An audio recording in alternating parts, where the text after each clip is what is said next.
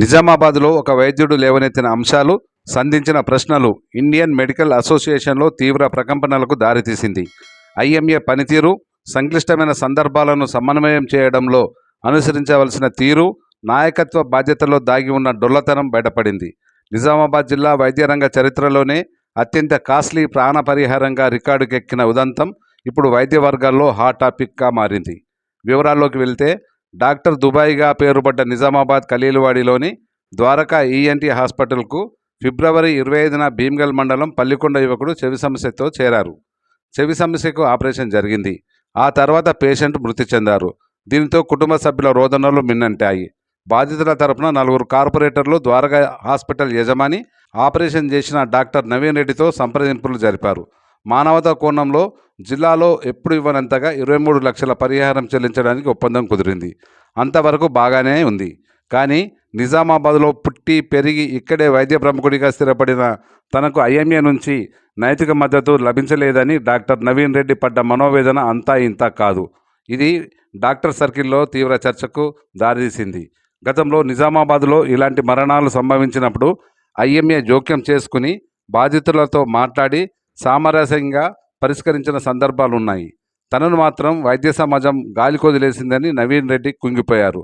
బరువెక్కిన మనసుతో డాక్టర్ల సంఘమైన ఐఎంఏకు సుదీర్ఘమైన మెసేజ్ని వాట్సాప్ గ్రూప్లో పోస్టు చేయడం సంచలనాత్మకంగా మారింది.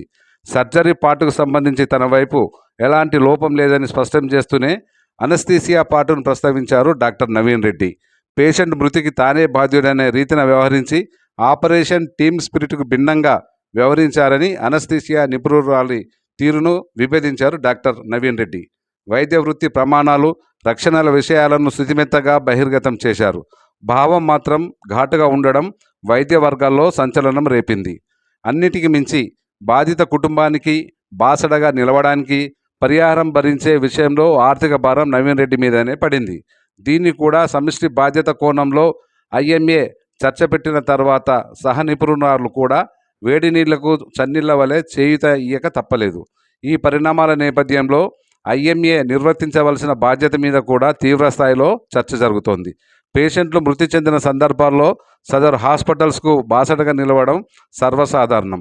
పరిహారం విషయంలో బాధితులు మొండికేసిన సందర్భాల్లో పోలీసుల సహకారం తీసుకోవడం, అడిగినంత ఇవ్వడం కుదరదని తెగేసి చెప్పి కేసు పెట్టుకోండి ఒత్తిడి చేయడము గతంలో ఐఎంఏ నిర్వర్తించిన బాధ్యతలో సర్వసాధారణంగా మనం చూడవచ్చు.